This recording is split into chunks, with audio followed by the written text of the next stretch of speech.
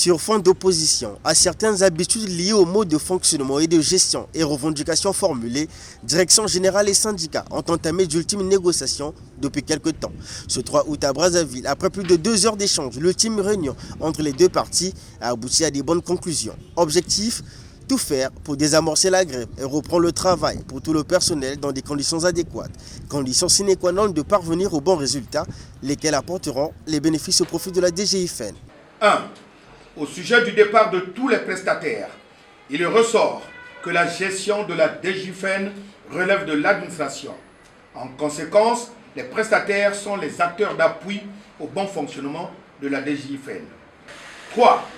Les deux parties ont convenu de l'opérationnalisation des lignes budgétaires destinées aux formations appropriées des agents de la DGIFN. 4.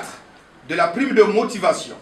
La direction générale a demandé à la direction des affaires administratives et financières de mener avec la section syndicale une réflexion sur la base des données techniques en vue d'octroyer une prime de motivation à l'ensemble des agents de la DGIFN. 5.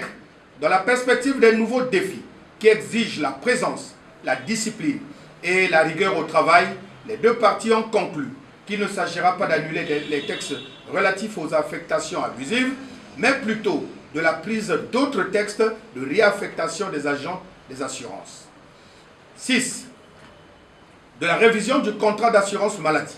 Les deux parties ont conclu d'user de la patience et qu'il soit mis à l'étude, en associant la section syndicale, la réflexion sur les productions financières en tenant compte des défis et autres compétitions sur le terrain afin de réviser le contrat à son terme. 7.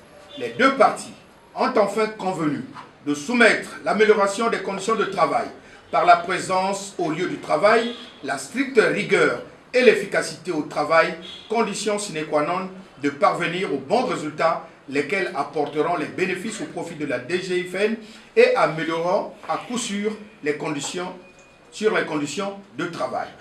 On ne règle pas les problèmes dans un esprit de tumulte. Le dialogue, dans un esprit de solidarité, reste d'utilité capitale pour aller de l'avant.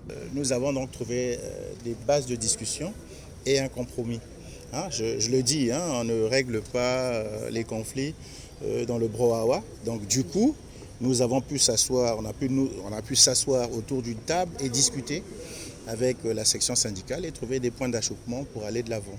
La section syndicale de la DGIFN approuve donc les décisions arrêtées de commun accord. Ils en appellent, au regard de tout, à la sagesse de la hiérarchie. Satisfaction pour les deux parties.